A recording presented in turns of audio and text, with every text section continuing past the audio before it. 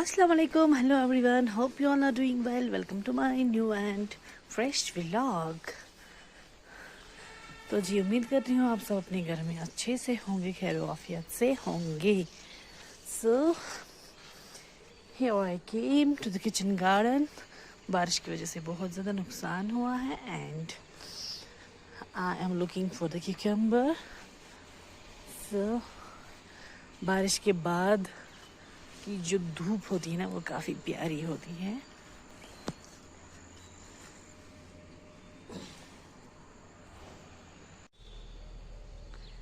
और ये देखिए जी कितना खूबसूरत है यहाँ पे. यहाँ से भी है कुछ, I don't know. And these are tomatoes. तो जी यहाँ पे मैं किचन गार्डन के स्लेपर जो है चेंज कर रही हूँ, वो रखा हुआ वहीं पे क्योंकि उसमें ना काफी ज्यादा मिट्टी वगैरह लगी होती है. एंड जी यस, ये मैंने ये 2 खीरे लाए. ये ले जी कर रही हूँ मैं इंडिया गेट बंद, किचन गार्डन का इंडिया गेट. और ये देखिए हमारे प्यारे प्यारे पर्पल वांगन बैंगन. खैर यहाँ पे शाम को ना हम निकले थे लाल चौक वी मार्ट, क्योंकि मुझे आपने किसी ब्लॉग में देखा होगा कि मैं आपसे बोल रही थी कि मुझे कुछ कपड़े जो है एक्सचेंज वगैरह करने थे, कुछ फिट नहीं आ रहे थे जॉब के. तो फिर शाम में ना हम लगभग अराउंड 7:30 पे हम निकले घर से. तो यहाँ पे मैं पहुँच चुकी हूँ वी मार्ट फिर से.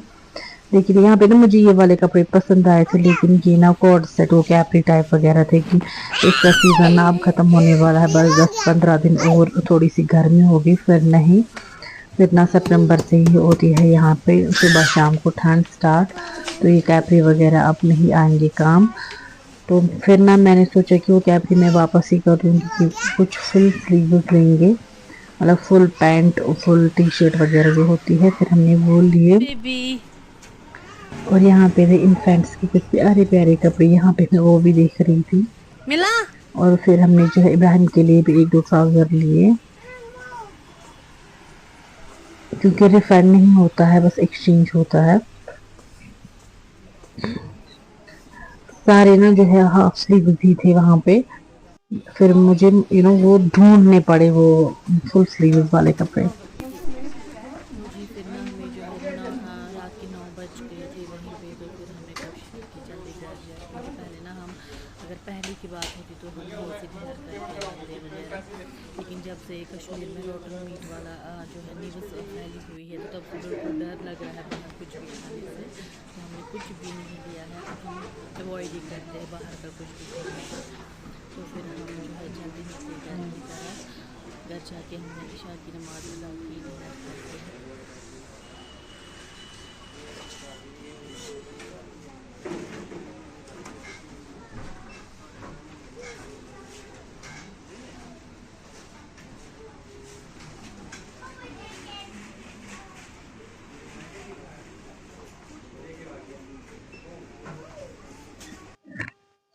तो जी पहुंच चुके हैं हम घर. यहाँ पे ना मैंने जो है मलाई जमा करके रखी थी, लगभग 1 वीक हो गया मुझे जमा करते हुए. तो अब मैंने सोचा यहाँ पे मैं बनाऊंगी होममेड बटर. वैसे मैं पहले ना मलाई में जो है घी बनाती थी, लेकिन इस बार मैंने सोचा कि मैं बटर बना लूंगी. देखते हैं कैसा क्या एक्सपीरियंस रहेगा, तो करूंगी मैं आप सबके साथ शेयर. पहले मैंने ये जो है मलाई ये मिक्सर ग्राइंडर में ले लिया. अब थोड़ा सा इसको ना ग्राइंड करेंगे. तो यहाँ पे मैं ना फ्रिज में रखा था ये पानी की बोतल. अब ठंडा पानी इसमें डालेंगे.